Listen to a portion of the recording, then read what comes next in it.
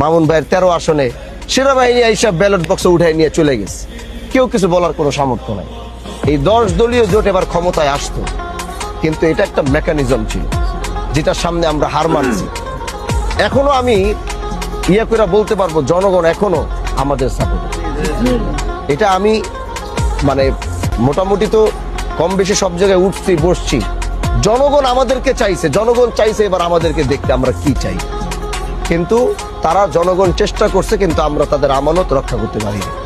আমাদেরও মেকানিজম আমরাও পারি নাই, ওদের মেকানিজমের সামনে আমরা হাইরে গেছি, কারণ তারা ইন্টারন্যাশনাল মেকানিজম করছে, যেটা আমাদের ধোয়া ছোঁয়ার অনেকের বাহিরে। সমস্যা নাই, ক্ষমতায় আয়োজক কাইল অবশ্যই হুজুরেরা আসবে, শুধু সময়ের অপেক্ষা। আর তোমার মতন এমপি প্রতিটা আসনে আসনে দরকার। আর এরকম ইলেকশন নির্বাচন এরকম কত ঝামেলা যাবে, কিন্তু এগুলো দেখে শিখতে হবে, পরিস্থিতি মোকাবেলা করতে হবে। কিন্তু হুজুরদের জন্য শুভকামনা রইল, সামনে ইনশাল্লাহ যতই বাধা আসুক না কেন ওই বাধাগুলো পার হইয়া ইনশাল্লাহ হুজুরেরা ক্ষমতা আসতে পারবে ইনশাল্লাহ। হুজুরদের জন্য শুভকামনা রইল এবং দোয়া রইল যাতে তারা সামনে যাতে ক্ষমতায় আসতে পারে। হুজুরেরা ক্ষমতায় আসতে পারলে লস নাই, উপকার আছে।